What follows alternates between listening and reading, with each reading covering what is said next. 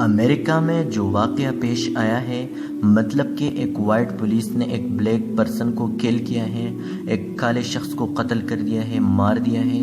میں یہاں پر 2 پوائنٹس کو کلیئر کرنا چاہتا ہوں۔ سب سے پہلی بات تو یہ ہے کہ ہم سارے کے سارے مسلمان بلیک پیپل کے ساتھ ہیں، مطلب کہ ان کے پروٹیسٹ کو ہم سپورٹ کرتے ہیں، کیونکہ جو کچھ اس وائٹ پولیس نے کیا ہے وہ بالکل غلط ہے، وہ بالکل ہیومینٹی کے خلاف ہیں اور اسلام کے خلاف ہیں۔ اسلام کے تعلیمات ہم کو ایسے کاموں سے روک دیتی ہیں۔ محمد صلی اللہ علیہ وآلہ وسلم نے صاف صاف ہمیں حکم دیا ہے، ہمیں تعلیم دی ہے کہ there is no racism in Islam, there is no racism in humanity۔ Humanity میں ریسزم کا کنسپٹ بالکل نہیں ہے۔ آپ صلی اللہ علیہ وآلہ وسلم صرف نان ریسسٹ نہیں تھے، بلکہ آپ صلی اللہ علیہ وآلہ وسلم اینٹی ریسسٹ تھے، مطلب کہ ریسزم کو روکنے والے تھے۔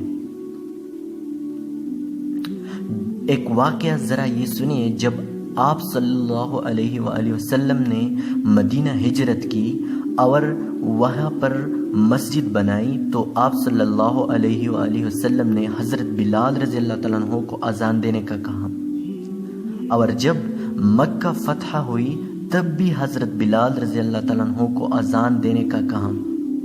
اب یاد رکھیے، بلال رضی اللہ تعالیٰ عنہ سب سے بلیک پرسن تھے، سب سے کالے شخص تھے۔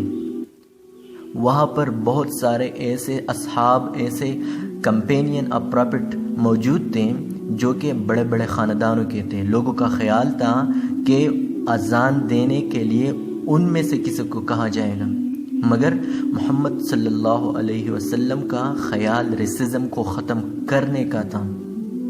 تو ریسزم کا کنسپٹ ہیومینٹی میں، اسلام میں بالکل بھی نہیں ہے۔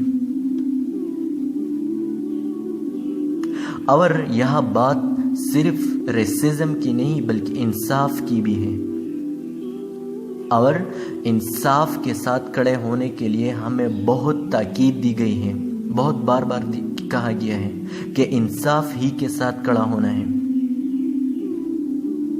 یہ اگر آپ کی اپنی ذات کے خلاف ہو تب بھی انصاف ہی کے ساتھ کھڑا ہونا ہے، اپنے والدین کے خلاف ہو تب بھی انصاف ہی کے ساتھ کھڑا ہونا ہے، اپنے اقربا کے خلاف ہو تب بھی، غریب کے خلاف ہو، مالدار کے خلاف ہو، مگر کھڑا ہونا صرف انصاف ہی کے ساتھ ہے۔ ایک اور جگہ پر ریسزم کا کنسپٹ ہم مسلمان ختم کر دیتے ہیں، ان کو زیرو کر دیتے ہیں، اور وہ ہے حج کے مقام۔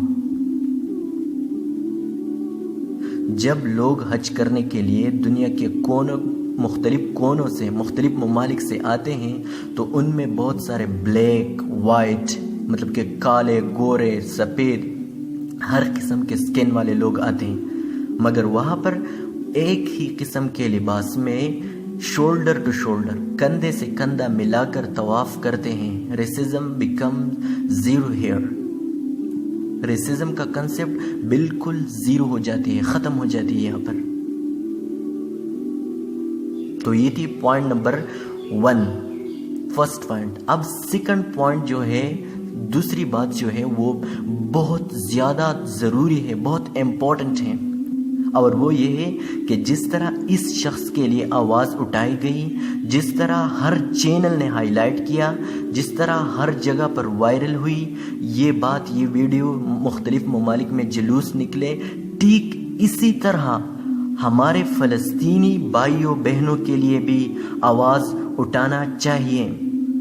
ان کے ساتھ جو کچھ ہو رہا ہے وہاں پر اب روز روز جو آئی کانٹ بریتھ کے واقعات آتے ہیں ان کے لیے بھی آواز اٹھانا چاہیے۔ وہاں پر ایسے واقعات صرف 1 نہیں، 2 نہیں، 3 نہیں، آئی کانٹ بریتھ کے واقعات 1 2 3 نہیں بلکہ بہت زیادہ آ رہے ہیں اور آئے ہوئے ہیں۔